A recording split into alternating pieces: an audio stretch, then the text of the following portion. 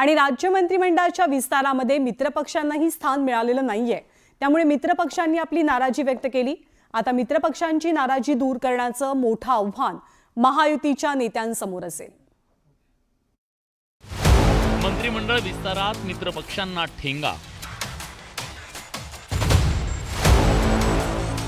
महायुतीवर मित्रपक्षांची उघड नाराजी। निवडणूक झाली की मग तुम्ही आमच्या शी संलग्न नाही असं म्हणायचं आणि साईड पटरीवर त्यांना ढकलून द्यायचं। आमच्या पाठीमागे समाज आहे आणि या समाजाला तोंड दाखवण्यासाठी आम्हाला काहीतरी ताकद आपण दिली पाहिजे। मित्रपक्षांची नाराजी कशी दूर करणार? राज्यात महायुतीला घवघवीत यश मिळाल्यानंतर राज्य मंत्रिमंडळाचा विस्तार पार पडला। चंद्रशेखर प्रभावती कृष्णराव बावनकुळे विश्वासार्ह शपथ घेतो की महाराष्ट्र राज्याचा मंत्री म्हणून माझ्या विचारात आणली जाईल। या विस्तारात मित्रपक्षांना स्थान मिळेल अशी आशा महायुतीच्या मित्रांना होती। मात्र मंत्रिमंडळ विस्तारात स्थान न मिळाल्यानं महायुतीच्या मित्रपक्षांमध्ये नाराजीचा सूर पाहायला मिळतोय।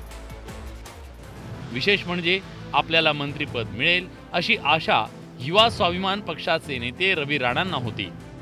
मविया सरकारच्या काळात तत्कालीन मुख्यमंत्री उद्धव ठाकरेंविरोधात राणा दाम्पत्यानं थेट भूमिका घेतली। मात्र त्यांच्या अपेक्षांवर पाणी फिरलंय। त्यामुळे नाराज रवी राणा नागपूरहून थेट अमरावती दाखल झाले। माजी खासदार नवनीत राणांनी सोशल मीडियावर एक सूचक रील पोस्ट केली। जिंदगी है, समुंदर को क्या गम है वो बता भी नहीं सकता, और पानी बनकर आंखों में आ भी नहीं सकता। जिंदगी है और लड़ाई जारी है। रवी राणा यांना मंत्रिपद न मिळाल्यावरून संजय राऊतांनी टोले हाणण्याची संधी साधून घेतली।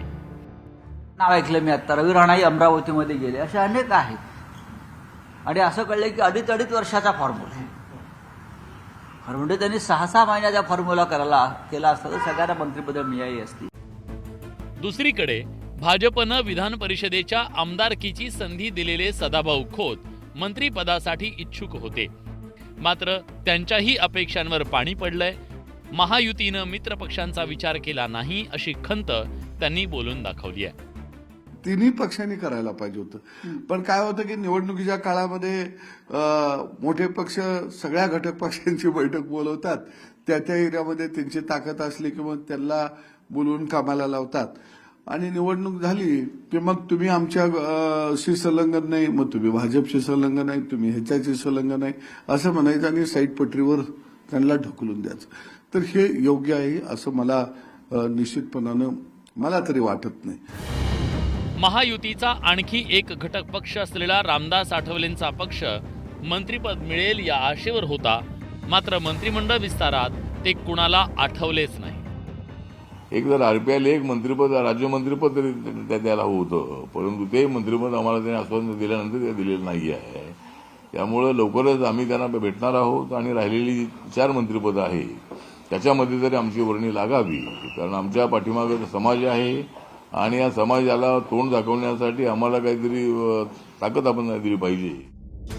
आता मित्रपक्षांची ही नाराजी दूर करण्याचं मोठं आव्हान महायुतीच्या समोर उभं आहे। Bureau report, news 18 Lokmat.